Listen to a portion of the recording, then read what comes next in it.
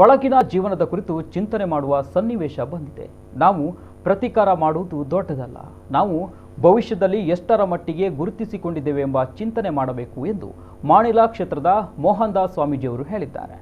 ಬನ್ನೂರು ಅಯೋಧ್ಯ ನಗರದಲ್ಲಿನ ಶಿವ ಪಾರ್ವತಿ ಮಂದಿರದಲ್ಲಿ ಲೋಕ ಕಲ್ಯಾಣಾರ್ಥವಾಗಿ ನಡೆದ 48 ಕಾಯಿ ಗಣಪತಿ ಹವನ, ರುದ್ರಯಾಗ, ದುರ್ಗಾ ಪೂಜೆ ಮತ್ತು ಭಜನಾ ಕಾರ್ಯಕ್ರಮದ ಧಾರ್ಮಿಕ ಸಭಾ ಕಾರ್ಯಕ್ರಮದಲ್ಲಿ ಆಶೀರ್ವಚನ ನೀಡಿದರು.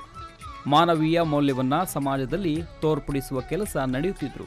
ಬಹಳಷ್ಟು ನಮ್ಮೊಳಗಿನ ಮತೀಯವಾದಿಗಳು ದೇವಸ್ಥಾನ, ಮಠ, ಮಂದಿರ, ರಾಜಕೀಯ ಕ್ಷೇತ್ರದಲ್ಲಿ ನಡೆಯುವಂಥ ಸಂಘರ್ಷಗಳು ಇವೆಲ್ಲ ಸಮಾಜದ ದೌರ್ಬಲ್ಯಕ್ಕೆ ಕಾರಣ ಆಗಿದೆ. ಬದುಕಿನ ಅರ್ಥವನ್ನ ಸಮಾಜಕ್ಕೆ ನೀಡುವ ಪ್ರಯತ್ನವಾಗಿ ಶ್ರದ್ಧಾ ಕೇಂದ್ರಗಳು, ಭಜನಾ ಮಂದಿರ ಇದ್ರೂ ನಾವು ಮಾತ್ರ ಪ್ರಸಿದ್ಧ ಧಾರ್ಮಿಕ ಸ್ಥಳಗಳಿಗೆ ಹೋಗುತ್ತೇವೆ, ಹರಕೆ ಹಾಕುತ್ತೇವೆ. ಆದರೂ ಇದಕ್ಕಿಂತ ಭಿನ್ನವಾಗಿ ಗ್ರಾಮ ದೇವಸ್ಥಾನಗಳಿಗೆ ಹೋಗಿ ಅರ್ಚನೆ ಮಾಡಿದ್ದೇವಾ ಎಂದು ಚಿಂತನೆ ಮಾಡಬೇಕಾಗಿದ್ದರಿಂದ ಅವರು ಗ್ರಾಮ ದೇವಸ್ಥಾನದ ಮಂದಿರಗಳಿಗೆ ನಿತ್ಯ ಭೇಟಿ ಕೊಡಿ ಎಂದು ಹೇಳಿದರು.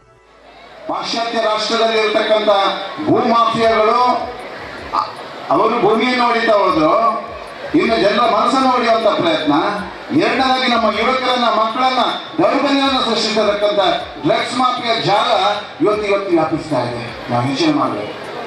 ಅದಕ್ಕೋಸ್ಕರ ನಮ್ಮ ತರವನ್ನು ಉಳಿಸುವಂತ ಪ್ರಯತ್ನ, ನಮ್ಮ ಮಕ್ಕಳನ್ನು ಜಾಗೃತೆಯನ್ನು ಮಾಡತಕ್ಕಂಥ ಪ್ರಯತ್ನ, ನಮ್ಮ ಹೆಣ್ಣು ಮಕ್ಕಳ ಭವಿಷ್ಯದ ಬಗ್ಗೆ ಯೋಚನೆ ಮಾಡತಕ್ಕಂಥ ಪ್ರಯತ್ನ, ನಮ್ಮ ಮಠ ಮಂದಿರದಲ್ಲಿ ಆಗತಕ್ಕಂಥ ಮಠ, ಮಂದಿರ, ದೇವಸ್ಥಾನ ಎಲ್ಲ ಭಾಗದಲ್ಲಿ ಯಜ್ಞ, ಯಾಗ, ಹರಿನಾಮ ಸಂಕೀರ್ತನೆಗಳಾಗಬೇಕಾಗಿದೆ.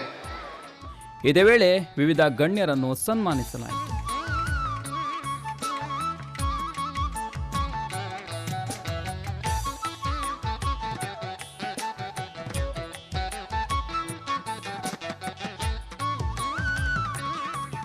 ವೇದಿಕೆಯಲ್ಲಿ ಸಭಾಧ್ಯಕ್ಷತೆ ವಹಿಸಿರುವಂಥ ಆದರ್ಶ ಆಸ್ಪತ್ರೆಯ ಡಾಕ್ಟರ್ ಎಂ.ಕೆ. ಪ್ರಸಾದ್, ಬಜರಂಗದಳ ದಕ್ಷಿಣ ಪ್ರಾಂತ ಗೋರಕ್ಷಕ ಪ್ರಮುಖ್ ಮುರಳೀಕೃಷ್ಣ ಹಸಂತಡ್ಕರು, ಮಂದಿರದ ಆಡಳಿತ ಸಮಿತಿ ಅಧ್ಯಕ್ಷ ಹಾಗೂ ಕಾರ್ಯಕ್ರಮದ ಮೇಲುಸ್ತುವಾರಿ ಸಮಿತಿ ಅಧ್ಯಕ್ಷ ವಿಶ್ವನಾಥ್ ಗೌಡ, ಸ್ವಾಗತ ಸಮಿತಿ ಅಧ್ಯಕ್ಷ ಶೇಷಪ್ಪ ಪೂಜಾರಿ, ಸಮಿತಿ ಗೌರವಾಧ್ಯಕ್ಷ ಉದಯ್ ಕುಮಾರ್ ಉಪಸ್ಥಿತರಿದ್ದರು.